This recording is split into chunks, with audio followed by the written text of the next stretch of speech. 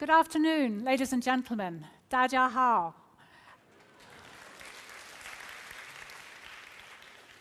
I was going to do my talk in Chinese, but I think that would have been a bit of a stretch for me at the moment, despite my 3 lessons a week.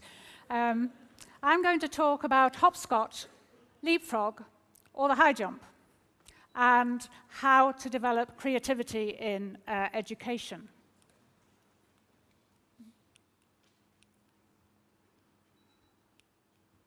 So why do we want a creative leap? Right, why are we doing all this jumping around on the stage, and why is everybody talking about jumping? Well, I think there are 3 major drivers for change, and drivers that we can't ignore. So the first one are global economic shifts. So the major shifts in manufacturing and supply chain. And what's happening in China now is that your employees are getting less and less competitive in the world market, meaning that you need to develop innovation, you need to be moving up the value chain.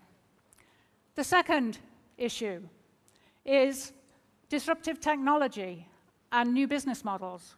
So when I was in Shell in the 90s, I remember writing a note to my boss in strategic planning at the time, saying, "Can I please be connected to the internet?" And guess what he wrote back? He wrote back, "Do you think it'll be necessary?" Right? So we all know how the internet has changed our lives, has changed business models. And something to remember is that innovation is not just product innovation, but it's also management innovation. So without the management innovation, we will never bring our products to market. The third key driver for change is sustainable development. So particularly in China, even in Suzhou today, we see everyday pollution.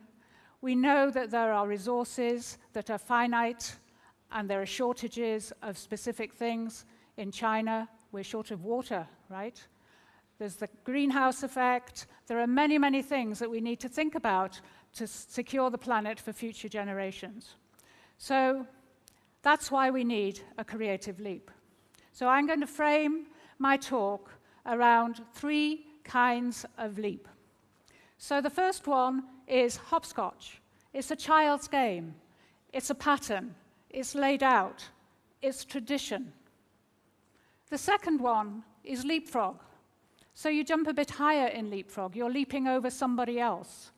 And we also have a metaphorical expression as well, to leapfrog the competition, to jump over the competition, to do something that is better than the competition is doing. So we can call that continuous improvement. And the third one is the high jump. So here, of course, you're leaping into space.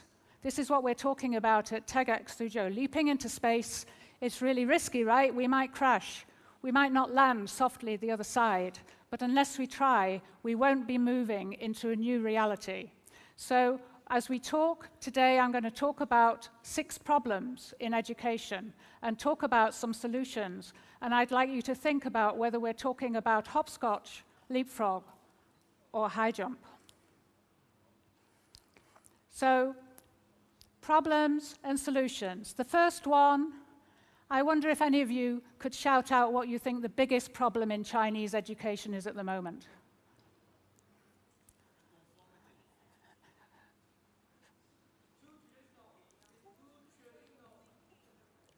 Creative, there's all kinds of answers.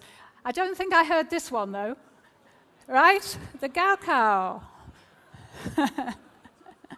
So what's wrong with the Gaokao? I'm sure all of you in the audience can tell me what's wrong with the Gaokao. But I think it's teaching you how to pass exams, right? And it's also teaching you something terrible. It's teaching you that there's only one right answer. So it's a machine. So what's the solution to the Gaokao? What's the solution? The solution is that there's more than one right answer. So I teach strategy.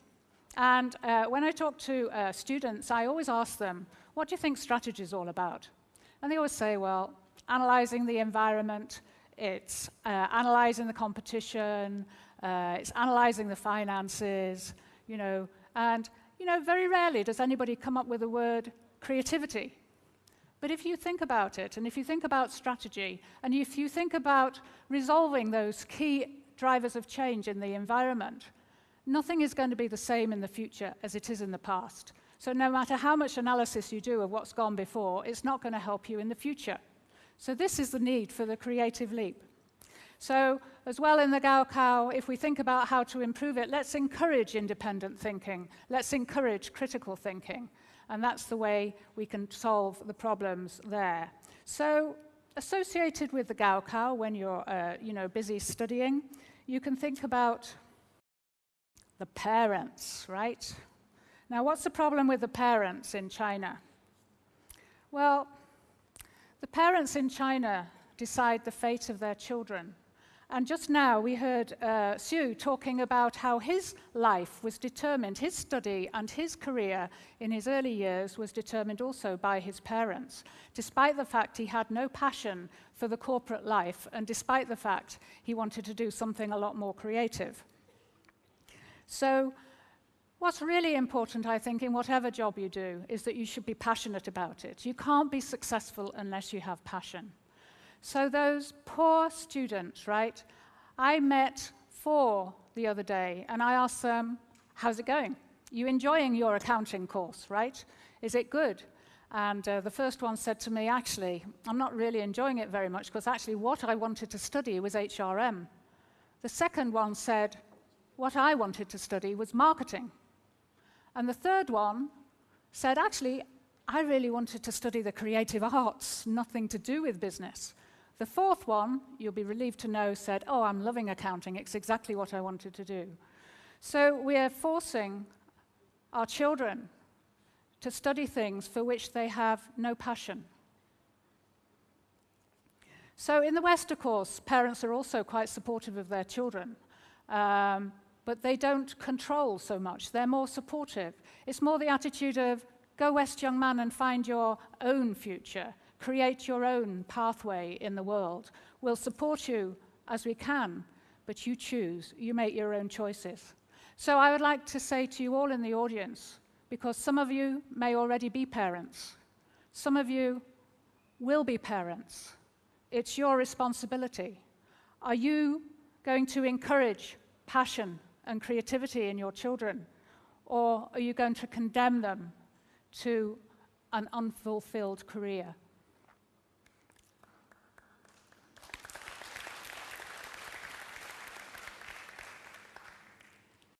So the next issue is the pedagogy. What that means is the way we teach. So we have the tradition of chalk and talk, right? The professor writes on the board, the students sit and copy it. And more recently, we've got the phenomenon of death by PowerPoint. The professor stands at the top, loads and loads of PowerPoint slides. All the students sit and they're really bored and they think they're learning, but are they really learning? So it's really important, in my view, to think about also the motivators for the professors who are teaching you. One of the sad things about professors across the world, this is not just in China, but across the world, is that they're motivated by research, so they're rewarded on their research. So what does that mean for teaching? So teaching is a necessary evil. It has to be done, but the research is the way they really make their careers. So, and last but not least, in terms of the professors, there are very few professors that actually have been taught how to teach. Think about it. You've got somebody standing in front of you in the classroom, and they haven't been taught how to teach. So what's the solution? Well, the solution, of course, in terms of the chalk and talk is to have much more interaction, right? So I, for example, in my strategy class last year, I developed a live case study with a joint venture based in Beijing between BP and the Chinese Academy of Sciences. I mean, how exciting is that, right? And it was about the commercialization of new, low-cost green energy. What students, I mean, what an opportunity. And they had to develop a commercialization plan, a strategy for market entry for this technology. It was a great experience. It was really tough, though. It was really hard work. So not that easy to do. So interaction, how do we encourage that? The other kind of interaction is international interaction, right? It's not just interaction in the classroom, but it's international overseas. Another example, when I was working on the MBA when I was back in the UK, I asked the students, what was the most memorable part of the program for them? Where did they learn the most? And they learned the most by going to Russia, by studying in Moscow, by sharing a classroom with their Russian counterparts, by working on a joint assignment. So interaction is really important. We think that interaction with business is absolutely critical as well. So train the trainers as well. So teaching your professors, actually, how to teach, I think, is critical.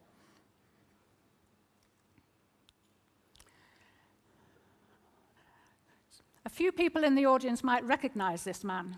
Actually, he's actually one of our professors, and I chose this photo because it's exactly the image that I wanted to present of a professor with his feet upright. I'm not saying that Professor Donor is actually lazy, because I think we're all working pretty hard in IBSS, but it was the image that I liked. So it's really hard work, is it not, to create something new? It is just so easy for our professors to wheel out the same PowerPoints, to wheel out use the same textbooks and not to prepare anything new, to go to look for new simulation games, for new live case studies, to organize field trips and all of these things. It's really easy to be lazy. So we need to encourage, and certainly Roberto is not one of the lazy ones, so please, when you meet him, don't think that he is, right? So what's important, I think, is learning by doing. And learning by doing means things are more real. And if I think about the other speaker, Romar, she was talking about interest-driven learning, right? So if you make learning more interesting, it becomes more relevant to the students. So the next item is silos, right? So what's a silo? If you think of, some containers like this, a bit like the ones on the picture there, and in one container you've got a whole pile of economists. In another container you've got a whole pile of management faculty. In another one you've got engineering faculty. And you imagine in those silos how difficult it is to actually have horizontal interaction. And what you're missing out in this really complex world where transdisciplinarity is actually key to solving some of those major issues that we started off this talk with. So what did we do in our school about trying to break down some of these silos, at least within our school, between economics, management, and finance? We had, I think all of you, coming back to the parents again, right? You all know about blind date, and I expect your parents have fixed, any of those who are not yet married, I'm sure you've had a few of these blind dates with people that have been fixed up by your parents. So we tried to do a similar thing in our school by having something called research speed dating. So where people could talk about their research, introduce themselves, what my research is, they could talk for three minutes each and then move on to the next table. And guess what? There was a huge amount of transdisciplinary, cross-departmental research ideas that developed from that basis. So the power of talking, right? The power of talking. And I used to think that networking was a dirty word, right? Maybe some of you in the audience think that networking is a dirty word. It's all about, seeking favors from people. But actually now I think networking is fantastic because whoever you talk to, there's always something, an idea it's an interesting conversation. There's an idea you can take away, and that interaction sparks creativity, in my view. So in our school, we encourage interaction also outside the school with businesses. It's really important to think about applying knowledge in practice, so this learning, not learning by rote, and learning that there are different ways of solving problems. So the last problem of 6 is infrastructure. So how do we create a learning environment that is going to encourage interaction and creativity? So at the moment, we're building a new business school. We're all really excited about it. And we're building it so that it encourages interaction. So it encourages interaction with Harvard-style lecture theatres, where there's peer-to-peer learning. There are flat lecture spaces that can be reconfigured wherever you want in terms of group work. And also, even more importantly, there are social spaces which can be social learning events where you can mix with all kinds of different people, the business people coming in the door, the postgraduates, the MBA students, providing a variety of opportunities. And finally, thinking back to the silos, we want to create a place where different people can meet, not just from within the university, but from across the whole of SIP, so that what we're creating is an innovation hub, an area where people can come together and spark off ideas. Very different from the traditional classroom, the traditional tiered lecture theatre that you and I have all experienced in our education. So, what is then the creative jump that we need to make? So we talked about those three drivers, right? Global economic shifts, global economic shifts, sustainable development, and new business models. How are we going to address those? What leap are we going to make? How are we going to move from one reality into the next? So we need to go from mindset to having one way of thinking to mind release. From the status quo of how we do things all the time now to a challenge ourselves to do more. From a closed environment to a networked environment.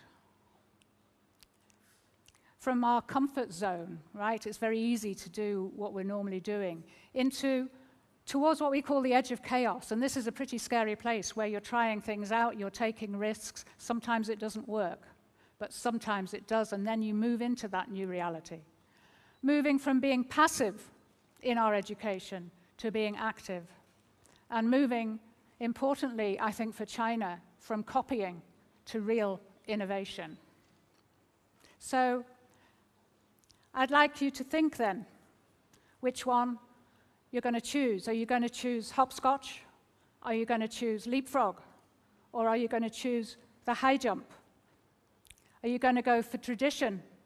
Are you going to go for incremental innovation? Or are you going to go for disruptive innovation? So my final questions are, how passionate can you all be? How creative can you all become? And how high can you all jump? Thank you.